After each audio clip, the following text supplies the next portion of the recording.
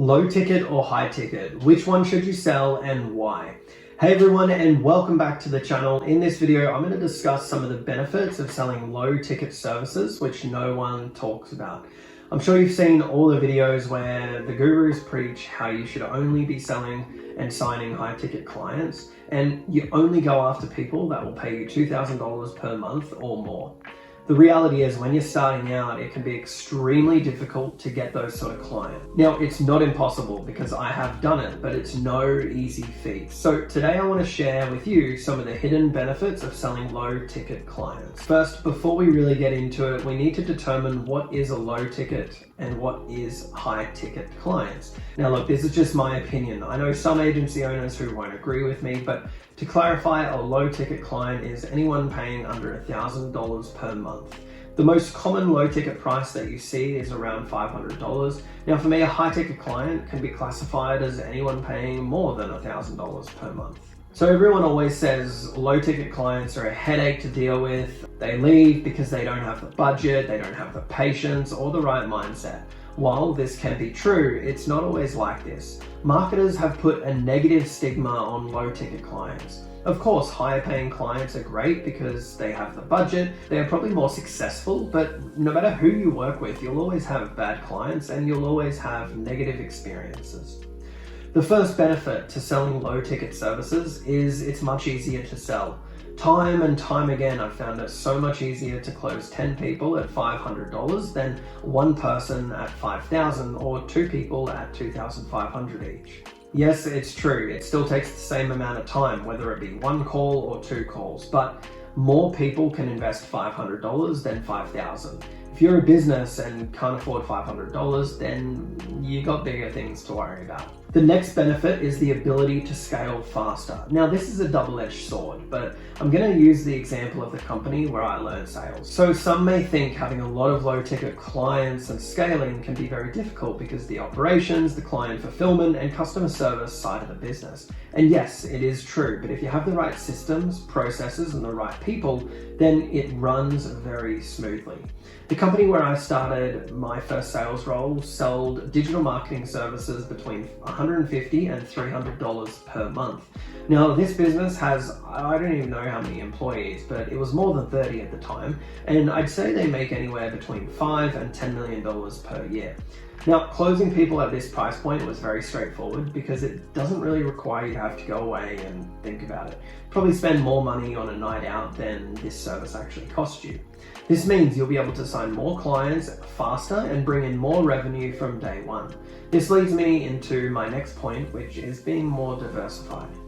When you're working with quantity, of course, churn rate might be higher. However, by having dozens of clients compared to just a handful, even if a few of them leave per month, it's not really a big deal.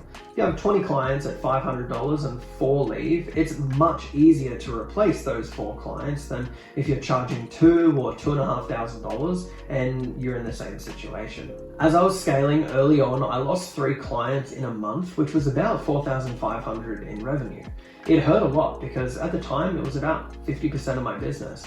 However, if I had only charged a small fee of say $500, my loss would have been a lot less. As I said before, it's much easier to replace a $500 client than it is higher ticket clients. Diversify your risk. This leads me to my next point, which is a higher retention rate. When I was working at the company I mentioned previously, I always wondered what their retention rate was, and it was very, very high. Some clients would stay for 12 or 18 months, and some even forgot they were even paying for the service. I had a friend who started something similar, and 2.5 years later, he's still got his first 10 clients he sold, paying him $200 per month. And the best part is, all the work is done and he's getting them the results. You see, you'll be able to keep clients longer because you're charging an amount and providing a service, something that's, it's convenient for them. They aren't paying you to get crazy results, set up funnels or Zapier automations or anything like that. They are paying you because it saves them time and will help give exposure to their business. This means that if you set expectations, provide customer service, then they don't really have a reason to leave. It kind of becomes like a software business.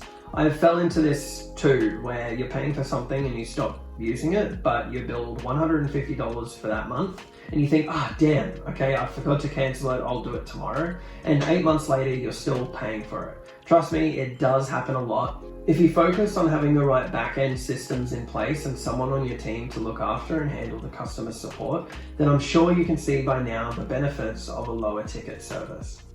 The average retention rate for marketing agency clients is only a couple of months. Your retention is only 60 days. Which one would you rather? Think about it. Personally, I'd prefer a lower ticket service. Not just for the financial side, but also because, as I mentioned, it's so much easier to sign new clients. With all this being said, it is completely up to you which path you go down. As a beginner and someone who's starting out, it is far, far, far easier to get lower ticket clients. You'll also be able to gain a lot of valuable experience and be able to get testimonials as well to leverage to get more clients. If after then you want to increase your prices, you can, but it's certainly possible to build a multiple 6- and 7-figure business by selling low ticket. It really just comes down to the systems and the processes you have in place. You also have the ability to upsell these clients on different services and packages later on.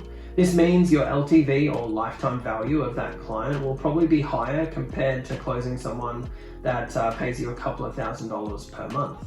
From the beginning, you'll also have a lot more potential clients. If you're charging $2,000 per month for your service plus ad spend, which is probably another $1,500, that's a minimum of $3,500. For a small business, that's a hell of a lot of money.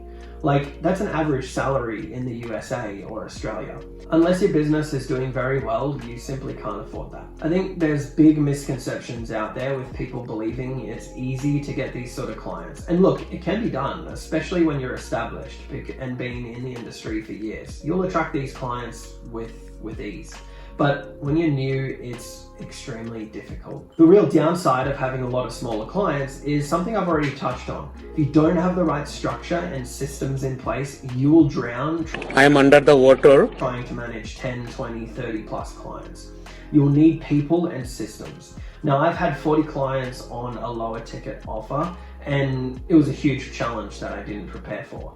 So everyone, I hope this video has opened your eyes to why you should seriously consider a low ticket offer and some of the hidden benefits behind it. Thanks so much for watching, and I'll see you again soon.